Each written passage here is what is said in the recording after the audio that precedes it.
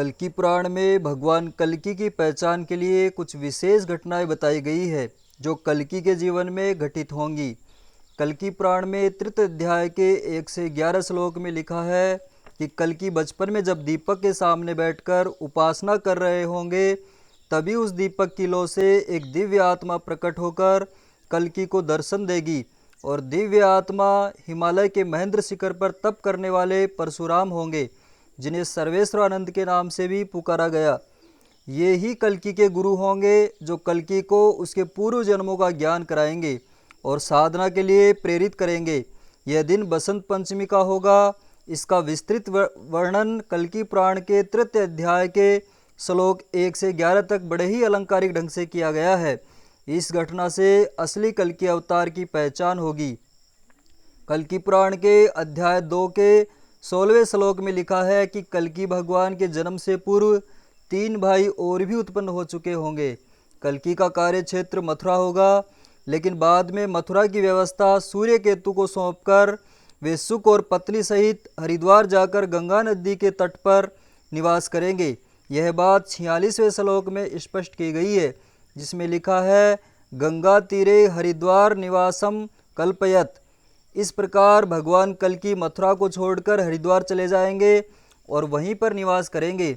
यह घटना भी कल्कि के जीवन में घटित होगी, जिससे कि कल्कि की पहचान हो सकती है। भगवान कल्कि का जन्म मथुरा के पास संबल ग्राम में होगा। कल्कि के पिता का नाम विष्णुयस और माता का नाम सुमति होगा। पीला वस्त्र कल्कि भगवान का प्रतीक होगा, अर्थात पीले वस्त्र को विशेष महत्व देंगे। इसके अलावा कल्कि के शरीर पर भी मुख्य रूप से 2 चिन्ह होंगे, जिससे उसकी पहचान हो सकेगी। पहला, उसके मस्तक पर आधा चंद्रमा बना हुआ होगा और दूसरा, उनके गले पर भी 2 रेखाओं युक्त अर्ध चंद्रमा होगा और कंठ पर कौस्तुभमणि का चिन्ह भी होगा। इस प्रकार कल्कि पुराण के चित्रण और अलंकारिक घटनाक्रमों के आधार पर कल्कि की पहचान करने के लिए भारत के सभी प्रतिष्ठित संत महात्माओं के जीवन क्रम का अध्ययन किया गया। गहराई से समझने की कोशिश की, लेकिन निराशा ही हाथ लगी, क्योंकि किसी भी संत महात्मा के जीवन में ना तो इस प्रकार की घटनाएं देखने को मिली और ना ही उनके शरीर पर वो चिन्ह मिले जो कल्कि पुराण में बताए गए हैं। केवल एक ही महापुरुष ऐसे है जिसके जीवन में ये सारी घटनाएं घटित भी हुई हैं और उनके शरीर पर वो चिन्ह भी मिले हैं जो कल्कि पुराण में पहचान के तौर पर बताए गए हैं। और आश्चर्य की बात तो ये है कि उस महापुरुष से दुनिया अनजान ही बनी रही, क्योंकि ऐसी अवतारी सत्ता आजकल के फ्रॉड संतों की तरह से आत्मविज्ञापन और दिखावा नहीं करती।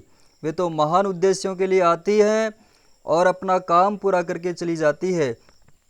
तब कई लोगों को पता चलता है भगवान राम और भगवान श्री कृष्ण भी उस समय के लोगों ने कहाँ पहचाना। उनको साधारण मानते रहे और उनके जाने के बाद पछताते रहे।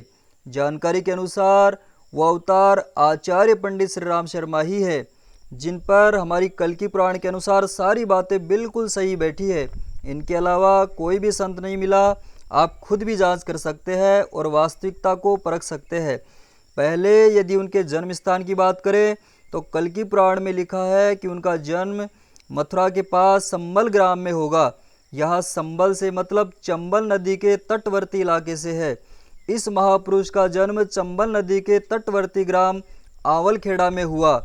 दूसरा, कल्कि के पिता को विष्णुयस नाम से अलंकृत किया गया है, जिसका मतलब विष्णु के यश का गुणगान करने वाले व्यक्ति से है। इस महापुरुष के पिता रूप किशोर शर्मा भागवत के प्रकांड विद्वान होने से भगवान विष्णु के ही यश का गुणगान करते रहे। और कल्कि पुराण के अनुसार माता का नाम सुमति दिया है, जिसका मतलब अच्छे विचार रखने वाली और सात्विक जीवन जीने वाली महिला से है। इस महापुरुष की माता इन्हीं गुणों से संपन्न थी, जिसका नाम माता दानकुंवरी था। आपके मन में एक प्रश्न उठ सकता है कि जो नाम कल्कि पुराण में दिए हैं वे इन नाम से मैच क्यों नहीं करते हैं। आखिर क्यों सैकड़ों वर्ष पूर्व ये कल्कि पुराण लिखने वाले ऋषि मुनियों ने इनका असली नाम लिखने के बजाय कुछ का कुछ लिख दिया। और प्रश्न उठता है कि यदि उनमें भविष्य देखने की क्षमता थी तो नाम में अंतर क्यों बनाए रखा। अलंकारिक चित्रण करने की क्या आवश्यकता थी? इस प्रकार के कई क्वेश्चंस अपने दिमाग में उठ सकते हैं।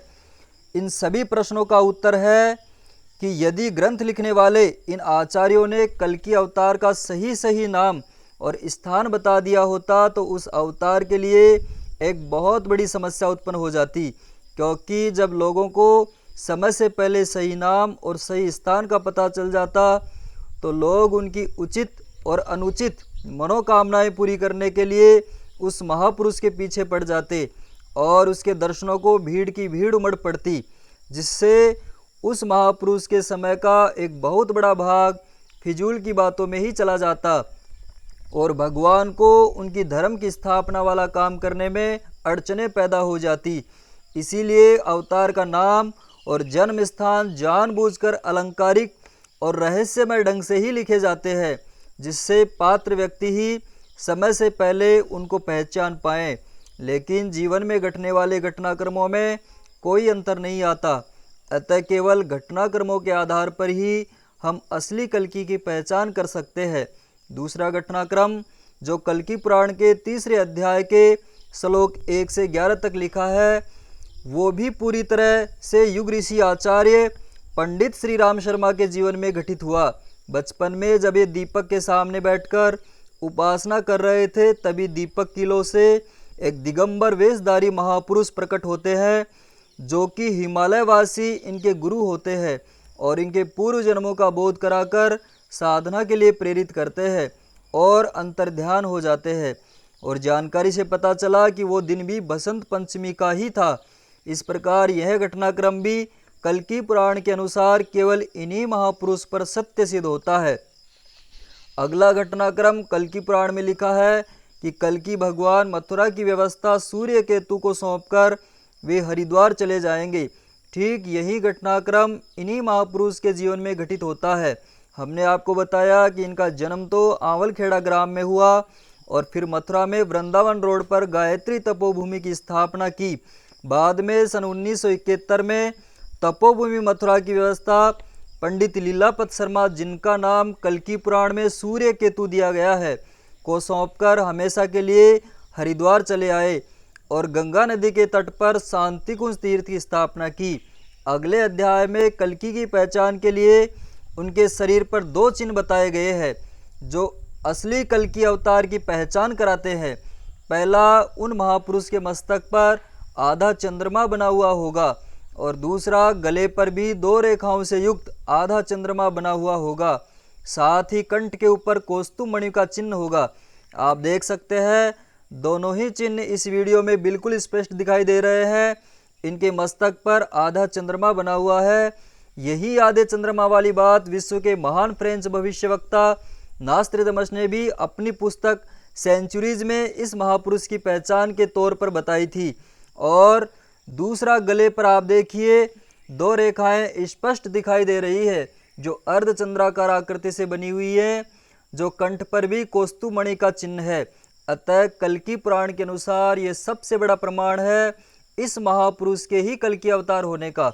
आगे कल्कि पुराण में भगवान कल्कि का प्रतीक पीला वस्त्र बताया गया है और भगवान कल्कि का जो चित्रण किया गया है उसमें भगवान कल्कि पीला वस्त्र ही धारण किए हुए हैं। जानकारी के अनुसार पूरे भारत में केवल यही एक ऐसे महापुरुष हैं जिन्होंने इनके अनुयायियों को पीला वस्त्र पहनने को दिया है। इनके अलावा पूरे भारत में पता किया गया, लेकिन एक भी संत संप्रदाय ऐसा नहीं मिला जिसने पीले वस्त्र को महत्व दिया हो। इस महापुरुष द्वारा जो संगठन बनाया है, उस संगठन की यूनिफॉर्म भी पीला वस्त्र ही है, जो कि गायत्री परिवार के नाम से विश्व विख्यात है। जानकारी के अनुसार पीला रंग उगते हुए सूर्य का प्रतीक है, जो कि नवीनता का संदेश देता है। इस बात से भी यही सिद्ध होता है कि यही वे महापुरुष हैं जिनके बारे में कल्कि पुराण और श्रीमद्भागवत पुराण में चित्रण किया गया है। आगे कल्कि पुराण में उस महापुरुष के ज्ञान की तलवार से लोगों के विचार परिवर्तन करने वाली बात कही है। और कल्कि पुराण में कल्कि का जो चित्रण किया गया है उसमें कल्कि के हाथ में तलवार दिखाई गई है। तलवार से शत्रु के सिर ही नहीं काटे जाते बल्कि विचार भी बदले जाते हैं। यहाँ तलवार प्रतीक रूप में दिखाई गई है। इसका मतलब यही है कि कल्कि भगवान विचारों से विचारों को काटने की कला में बहुत ही प्रवीण होंगे। ये बातें भी इन्हीं महापुरुष पर लागू होती है। इन्होंने चारों वेदों के भाष्य से लेकर 108 उपनिषद, दर्शन, स्मृतियाँ, पुराण आदि आर्ष ग्रंथों का भाष्य किया है। इसके अलावा 3200 से भी ज़्यादा किताबें लिखी हैं जो कि तर्क, तथ्यों और प्रमाणों पर आधारित है। इस प्रकार विचार क्रांति का सूत्रपात इसी महामानव ने किया है। ऐसा केवल और केवल भगवान के लिए ही संभव हो सकता है, क्योंकि संसार का विद्वान से विद्वान व्यक्ति भी अपने जीवन काल में 10-20 किताबों से ज़्यादा नहीं लिख पाया है, लेकिन इस महापुरुष ने 3200 से भी ज़्यादा किताबें लिखी हैं। दुनिया का ऐसा कोई सब्जेक्ट ही नहीं छोड़ा जिन पर इनकी लेखनी ना चली हो, चाहे वो सोशियोलॉजी के बारे में हो या फिर इकोलॉजी के बारे में, चाहे वो इकोनॉमी के बारे में हो या फिर थियोलॉजी के बारे में, यहाँ तक कि चाहे वो एस्ट्रोनॉमी के बारे में हो या फिर एस्ट्रोलॉजी के बारे में। जो भी इन्होंने लिखा वो लॉजिक, रेफरेंस और एग्जाम्पल के साथ लिखा है। इसके अलावा संसार के सभी धर्मों का, चाहे वो अपना इस्लाम धर्म हो या फिर अपना ईसाई धर्म हो या फिर अपना सिख धर्म हो या फिर अपना सत्य सनातन हिंदू धर्म ही क्यों ना हो, इन सभी धर्मों के धर्म ग्रंथों का वैज्ञानिक प्रतिपादन इन्हीं महापुरुष ने किया है और सभी धर्मों को श्रेष्ठ बताया है। इनके क्रांतिकारी साहित्य में पूरे विश्व की ज्वलंत समस्याओं का समाधान लिखा गया है। आप इस महापुरुष की लिखी हुई कोई भी एक किताब पढ़कर देखें तो आप पाएंगे कि इनसे बड़ा कोई सोशल रिफॉर्मर आज तक के इतिहास में पैदा ही नहीं हुआ, जिसके विचार इतने उदार और वसुधैव कुटुंबकम की भावना से ओतप्रोत हों। इन्हीं विचारों की वजह से तार्किक से तार्किक और नास्तिक से नास्तिक व्यक्ति भी इनके सामने झुकता हुआ चला जा रहा है। यही है कल्कि की ज्ञान तलवार, जिससे वे पूरे विश्व का ब्रेन वॉश करेंगे।